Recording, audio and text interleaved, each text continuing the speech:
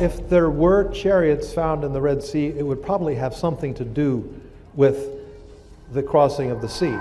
There is a battlefield at the bottom of the Red Sea. We're not talking about a single shipwreck. We're talking about an entire Egyptian army. A recent high-tech dive has just uncovered what amateur explorers have claimed for years. Hundreds of chariot wheels, horse skeletons, and human remains perfectly preserved in coral. Is there any physical evidence on the seabed? Yes, there is, and we have some examples. Skeletons of humans, skeleton parts of horses and bulls, chariot wheels. This finding doesn't just support an ancient story, it threatens to rewrite it. And get this, Egyptologists are completely silent. The implications of this find are staggering, and the story behind it is even crazier. The $10 million secret. So, here's the deal. In late 2024, a small, highly secretive team of divers, engineers, and underwater archaeologists launched a private expedition. This wasn't a university-funded project you read about in a boring journal. This was a quiet, covert operation funded by private backers to the tune of over $10 million. They were equipped with technology that most archaeological teams can only dream of. Advanced side-scan sonar, military-grade remotely operated vehicles, ROVs, with high-definition 4K cameras, and hypersensitive magnetometers.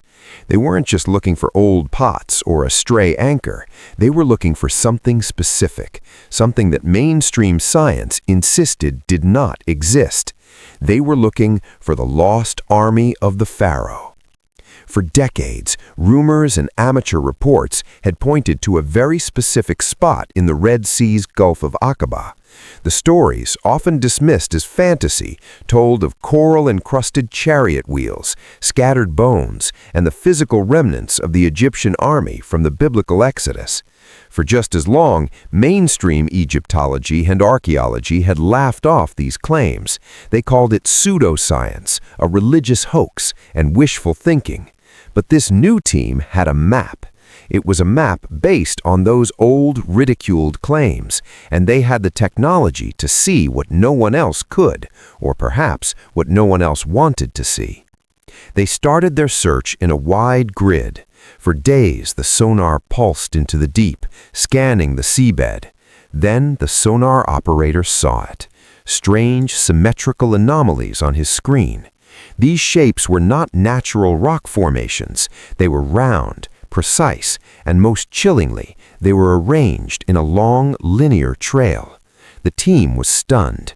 The shapes looked exactly like wheels, hundreds of them. They deployed the ROV, a small submarine robot, sending it down into the dark, cold water, hundreds of feet below the surface. The sub's high-powered lights cut through the gloom. At first, there was nothing but sand and rock. And then, suddenly, there it was, emerging from the sand, a perfectly round shape, completely covered in coral. It was without a doubt a wheel, an ancient spoked chariot wheel. As the ROV glided forward, its robotic arm brushing away the silt, another came into view, and another, and another. It was a debris field, a massive one. The site stretched for nearly a half-mile. This was it. The team knew they had to go down themselves. This was too big to just observe through a camera. Elite deep-sea divers, many of them ex-military, prepared for a difficult and dangerous dive. As they descended into the silent deep, the sheer scale of the cataclysm became terrifyingly clear. This was not a single shipwreck. This was a military catastrophe, frozen in time.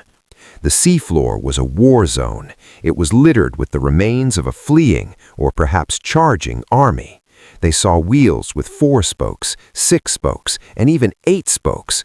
This detail is a massive wow factor. Why? Because these specific designs match perfectly the different types of chariots used by the Egyptian army during the New Kingdom period.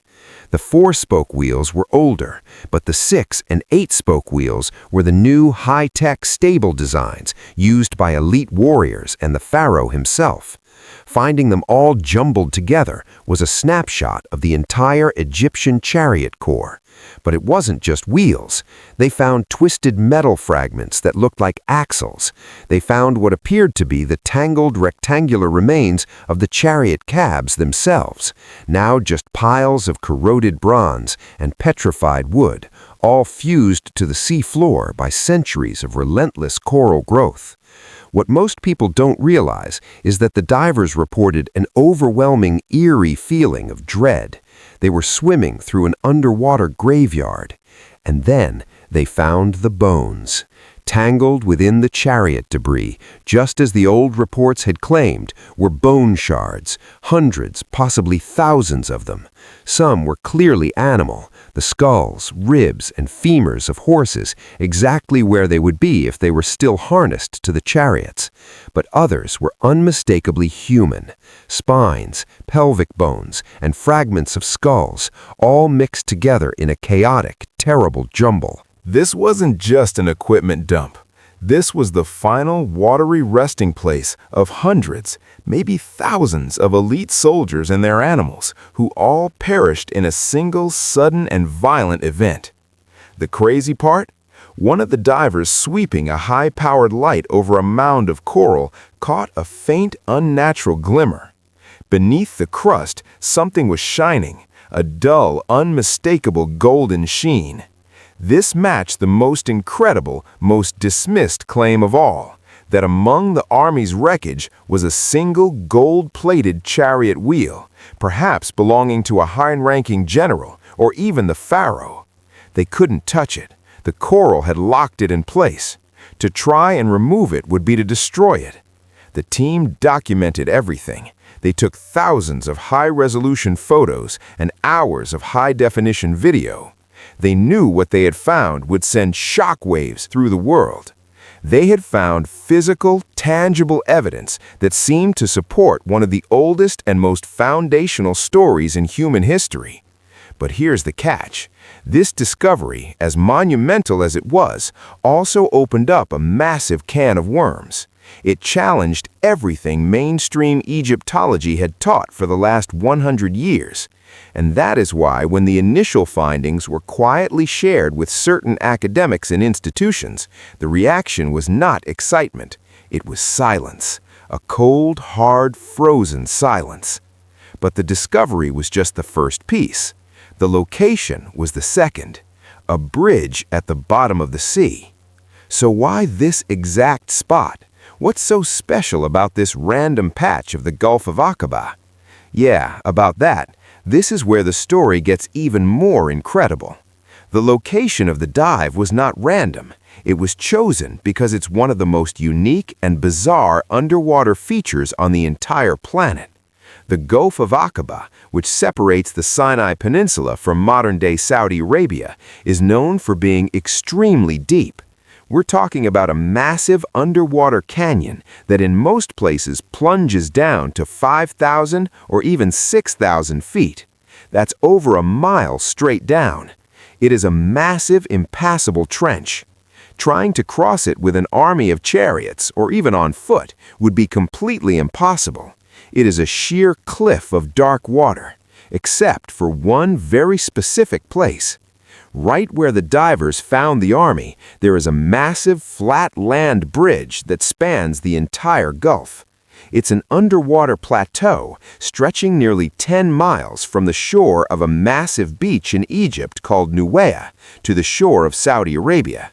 And get this, on either side of this bridge, the seabed plunges dramatically into those 5,000-foot deep abysses.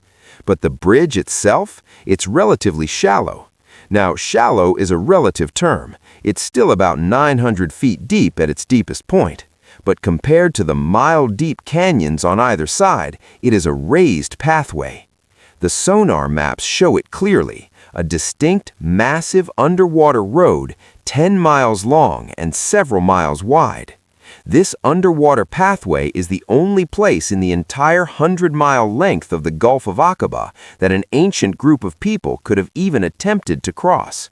What most people don't realize is that this geographical feature is a perfect one-to-one match for the ancient story. The biblical account describes the fleeing Israelites being trapped against the sea, with mountains on either side, and the Pharaoh's army closing in. The location at Neuea Beach is a perfect fit. It's a massive, sprawling beach, but it's completely walled in on either side by steep, impassable mountains. The only way in is from the west, and the only way out is forward into the sea. And right there at that exact spot is the underwater bridge. This geography is a massive wow factor because it's a detail that ancient writers could not possibly have known about. You can't see it from the surface, you can only find it with advanced sonar. Yet the story they told points directly to this one-of-a-kind location. The geography itself acts as a massive silent piece of evidence, suggesting that something historic and catastrophic happened right here. A corridor can also be a trap. The linear distribution of the artifacts, the mile-and-a-half-long trail of wheels and bones, follows the path of this submerged bridge. It looks exactly like a group that was caught in the middle of the passage. This location also explains why the artifacts are still there. The 900-foot depth protected them from storms, ship anchors, and looters for millennia, and the unique currents created by the deep canyons on either side have trapped silt and sediment on the plateau. This sediment slowly buried the artifacts, and of course, the warm, clear water is perfect for coral growth. The coral has acted like a natural concrete. It grew on the hard, solid surfaces of the chariots, the wood, the bronze, the leather. Over thousands of years, the wood rotted away and the metal corroded, but the coral held its shape. The divers weren't just finding wheels, they were finding wheel-shaped coral. They are essentially fossils of chariots. Without this specific geography and biology, any remnants would have been scattered, dissolved into nothing centuries ago. This land bridge, this perfect crossing, also explains the scale of the find. An entire army with hundreds of chariots, horses, and soldiers forced into this narrow 10-mile bottleneck would be completely and totally vulnerable. When the disaster struck, there was no escape. They couldn't go left, they couldn't go right, they were trapped. This tragic bottleneck explains the massive concentration of artifacts. It's a silent, underwater testament to a cataclysmic event. The fact that this terrain is so unique also helps debunk one of the main skeptical arguments. Critics often say, "Oh, it's just a random shipwreck." But here's the deal. This isn't a shipwreck. It's hundreds of military chariots, all from the same time period, all found in a linear path on the only plausible land crossing in the entire Gulf. That's not a coincidence. That's a scene. This unique path wasn't found by accident. One man claimed it was there all along. The vindication of a madman. This entire incredible story, the secret expedition, the sonar maps, the frozen Egyptologists, it all goes back to one man. A man who was not a professor, not a famous archaeologist, and not part of the academic elite. His name was Ron Wyatt, and for decades, the entire world thought he was a complete crank. So here's the deal with Ron Wyatt. He was a nurse and anesthetist from Tennessee. He was also a passionate, deeply religious, self-taught biblical adventurer, driven by an unshakable literal belief that the stories in the Bible were physical, locatable history. He spent his life and his own money trying to find the physical proof. He was the definition of an amateur, an outsider, and that's putting it lightly. In the 1970s, Wyatt became obsessed with finding the true Red Sea crossing. He dismissed the traditional Reed Sea theories, small marshy lakes in northern Egypt. He followed the biblical clues, which he believed pointed to a massive body of water deep enough to drown an army.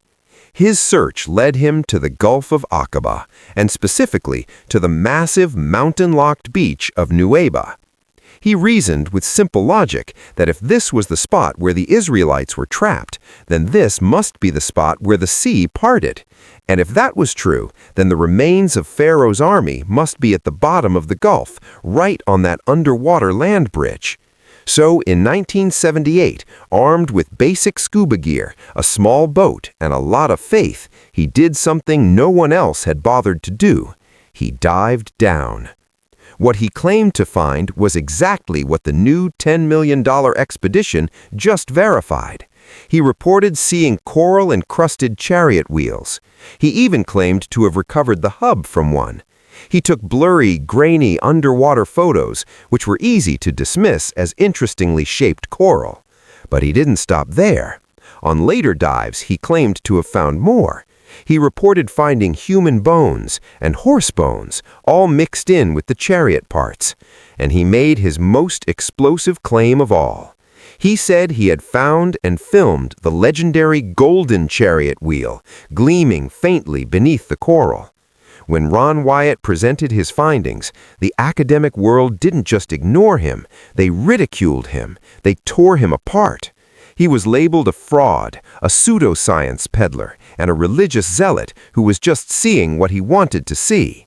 Egyptologists and archaeologists were frozen in a state of complete and total dismissal. And get this, Wyatt's other claims made him an even bigger target. He also claimed to have found Noah's Ark, the true location of Mount Sinai in Saudi Arabia, right across from Nueva, the ashes of the red heifer, and even, most fantastically, the Ark of the Covenant, hidden in a cave under Jerusalem. To the mainstream scientific community, this wasn't research, it was a fantasy-fueled treasure hunt. His Red Sea claims were thrown out along with everything else. For over 40 years, the site was dismissed as a myth, a conspiracy, and nothing but coral and wishful thinking. But here's the catch. Ron Wyatt passed away in 1999, his claims still almost universally mocked. But he left behind his research. He left his maps. He left the exact coordinates of the underwater land bridge and the debris field he had found. The secret high-tech expedition in 2024, they weren't diving blind. They were following Ron Wyatt's map, and their $10 million sonar and high-definition cameras were verifying one by one the impossible claims that the nurse from Tennessee had been making all along. The sonar confirmed the land bridge. The ROVs confirmed the wheels, the 4, 6, and 8-spoked wheels, just as he said. The divers confirmed the bones, and they even saw the glint of gold that Wyatt had reported. This is the core of the controversy. The experts who dismissed Wyatt for decades are now faced with high-tech data that proves he was at the very least right about the existence of a massive, ancient underwater debris field. The discovery is forcing a reevaluation of a man everyone had agreed was a fool, and it's forcing a terrifying reevaluation of how this impossible event could have ever happened. Because the how is where the theories get really wild. Chasing a stolen superweapon. This is the big question. If there's an army at the bottom of the sea, how did it get there? The ancient story says the sea parted, the Israelites walked across on dry ground, and the waters then collapsed on the pursuing Egyptian army. Mainstream science says that's impossible, but the evidence is there. So what really happened in the Gulf of Aqaba? This is where the theories get wild. Wild theory number 1. The volcano tsunami. This is a big one. What if the miracle was actually a perfectly timed natural disaster? Around 3,500 years ago, a massive volcano on the Greek island of Santorini, then called Thera, exploded. This was one of the largest volcanic eruptions in human history. It was a planet-shattering event. This mega eruption, hundreds of miles away, would have created a massive tsunami that radiated across the Mediterranean. But what most people don't realize things is that tsunamis have a famous, terrifying signature: the drawback. Before the giant wave hits, the sea recedes. The water is pulled back suddenly and dramatically, often for miles, exposing the seabed. To an ancient person who had never seen this, it would look like a miracle, the sea literally parting. So here's the theory. The Israelites are trapped at Nuwebe'iyah. The Thera eruption causes a massive tidal drawback in the Red Sea. The water pulls back, exposing the 10-mile land bridge. It's a miracle. They run across. The Egyptian army, seeing their path, charges after them onto the exposed muddy seabed. But here's the catch. The drawback is just the first part. The second part is the wave returning. Just as the Egyptian army, with its heavy wheeled bog chariots, reaches the middle of the Gulf, the tsunami hits. A wall of water hundreds of feet high roars back into the Gulf, annihilating the entire army in an instant. It's a scientific explanation that fits the story almost perfectly. The timing, the parting, and the collapse of the walls of water. Wild theory number 2, the Ark of the Covenant. This theory is even wilder, and it connects directly back to Ron Wyatt. Remember how Wyatt claimed to find both the chariot wheels and the Ark of the Covenant? What if those two discoveries are linked? What if the Israelites weren't just fleeing with their families? What if they had just stolen Egypt's most powerful secret? A lot of non-mainstream theories propose that the Ark of the Covenant wasn't just a religious box. They say it was a piece of advanced lost technology, a massive electrical capacitor, an energy source, or even a weapon. So here's the new story. The Israelites, led by Moses, who was raised in the Pharaoh's court and had access to its secrets, steal this powerful device. The Pharaoh is enraged. He's not just chasing to get his slaves back, he's chasing to get his superweapon back. The Israelites are trapped at the sea. The Egyptian army closes in, so Moses uses the device. The Ark of the Covenant unleashes an unknown force, maybe a localized gravity field, maybe a massive energy pulse that pushes the water apart, creating the parting. The Israelites cross. The Egyptians, blinded by rage, charge in after them, onto the exposed muddy seabed. But here's the catch. The drawback is just the first part.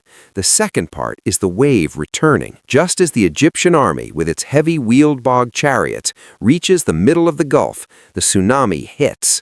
A wall of water hundreds of feet high roars back into the Gulf, annihilating the entire army in an instant. It's a scientific explanation that fits the story almost perfectly. The timing, the parting, and the collapse of the walls of water. Wild theory number 3.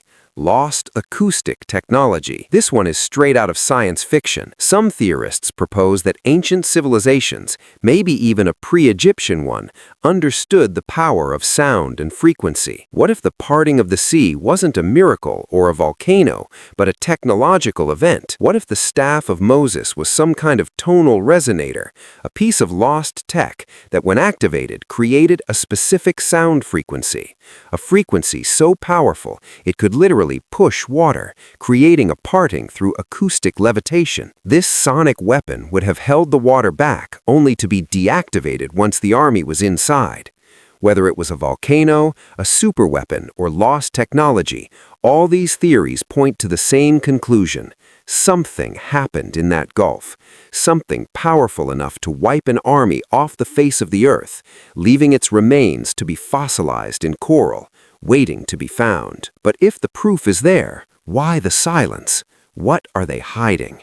This brings us to the core of the title, the very heart of this entire mystery. Why are Egyptologists and mainstream archaeologists frozen? It's not from awe, it's not from excitement, it's from a combination of pure academic self-preservation, and perhaps a genuine, terrifying fear of what this discovery actually means for the world. So here's the deal. For over 100 years, the consensus among almost all secular Egyptologists is that the Exodus, as described in the Bible, did not happen, period. At least not on the impossible scale the story claims. They teach this in every university, from Cairo to Harvard. It's written in every textbook. It is the dogma. They argue very logically that there is zero archaeological evidence in the Sinai Desert for 2 million people, a population the size of a modern city wandering for 40 years. They demand, where are the campsites? Where are the mass graves? Where is the pottery? They argue correctly that there is no mention in any Egyptian hieroglyph, no record on any papyrus of their entire army, their most valuable military asset, their charioteers, being destroyed in a single catastrophic day. The entire foundation of modern Egyptology, its timelines, its king lists, its understanding of the 18th dynasty's power, its history, it's all built on a framework that does not include this event. It's a framework that cannot include this event. To them, it's a myth, a powerful story of cultural foundation, but a myth nonetheless. Now, suddenly, a team of divers following the map of a man, Ron Wyatt, who everyone in the serious academic world dismissed as a crank, a charlatan, a religious dreamer, they find a massive underwater debris field, a field that doesn't just hint at the story, it matches it perfectly. We're not talking about 1 or 2 broken pots. We're talking about hundreds of chariots. We're talking about wheels, axles, and cabinets scattered across the seafloor. And not just any chariots, the specific 6-spoke and 8-spoke designs used only by the Egyptian army of the 18th dynasty, the exact right time period, at the exact right location, a massive natural land bridge cutting across the deep gulf with the exact kind of geography the story implies. If this site is real, then the experts were wrong, and that's putting it lightly. This discovery doesn't just add a new chapter to history, it tears out all the old ones. It would mean that the ancient texts were not just stories, but accurate, literal, historical accounts. A 10-year professor who has built their entire 30-year career, their entire reputation on the Exodus as myth theory, cannot suddenly turn around and say, "Oops, guess that nurse from Tennessee was right all along." Their career would be over. Their life's work would be meaningless. Every book they published would be fiction. Every student they mentored would have been taught a lie. So they are frozen. They are silent. The safest thing to do is to ignore it, to attack the source, to call it unverified, pseudoscience, or misinterpreted. They will argue it's just a shipwreck graveyard from many different eras, even though the evidence points to a single massive chaotic event. They will say the coral-encrusted wheels are just coral formations or modern debris, even when the shapes are unmistakable.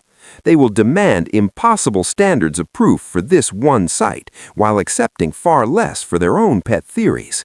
They are gatekeepers, and this discovery is a battering ram at their gates.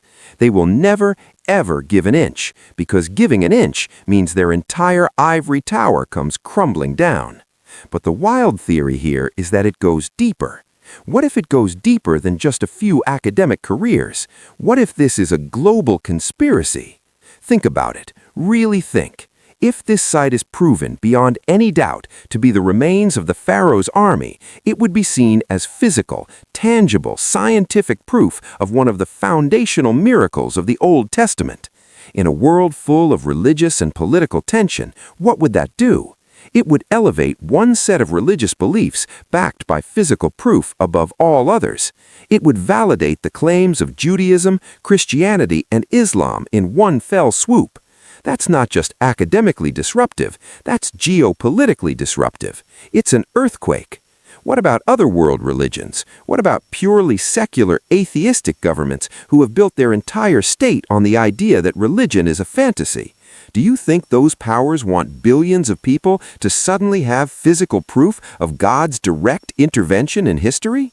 It's a geopolitical time bomb. It threatens the balance of global power. And what do powerful people do when they are threatened by an inconvenient truth? They don't debate it, they bury it. They make the problem disappear. This is where the story gets its most urgent. This is where it gets chilling. The evidence is vanishing. Let's talk about that golden chariot wheel that Ron Wyatt claimed he found. He said it was a 4-spoke wheel, the kind used only by the highest royalty, maybe the Pharaoh himself. He claimed he brought it to the surface, documented it, and that its existence was reported to the Egyptian authorities, thinking they would be ecstatic. And then poof, it vanished. There are no official photos. There is no museum record, no official statement. The one piece of smoking gun proof that could have verified the entire story is gone. Skeptics, the same frozen experts, laugh and say, "See, he made it all up. It never existed." But what if he didn't? What if it was confiscated? What if it was taken and buried in a deep, dark vault, a place like the warehouse at the end of Indiana Jones, a secret so explosive it can never be allowed to see the light of day? It gets worse, much worse. The new 2024 expedition, comparing their new high-tech, high-resolution sonar maps to Wyatt's original maps from the 70s and 80s, has reported something deeply disturbing. Large sections of the debris field, they seem to have been altered, cleared. Areas that Wyatt claimed were dense with artifacts, places he labeled chariot parts and skeletal remains, are now suspiciously barren. Is this just natural erosion? Is it just the currents of the Red Sea, which have been flowing for 3,500 years? Or is it a cleanup operation? The new team has reported seeing drag marks on the seafloor, marks that look like massive objects were hooked and pulled away. This isn't nature, this is surgical. Is it possible that in the 40 years since Wyatt first found it, someone has been slowly, quietly, and systematically removing the evidence, erasing the history from the bottom of the sea? We are in a race against time. The site is incredibly fragile. The coral fossils, the human and horse remains encased in mineral deposits, are being eroded by currents. But the human element, that is the real threat. The experts are frozen because they are standing on the edge of a cliff. Behind them is their entire life's work, their reputation, their comfortable, established world. In front of them is a dark, deep gulf full of impossible evidence, evidence that threatens to pull them and all of established history under. And while they stand there silent and paralyzed, the shadows are moving. The evidence is disappearing. The truth isn't just being ignored, it's being actively and methodically destroyed. So, is this the world's greatest archaeological find, or a massive 40-year-old hoax? And if it's real, who is so desperate to erase it? Let us know what you think in the comments. Don't forget to like and subscribe.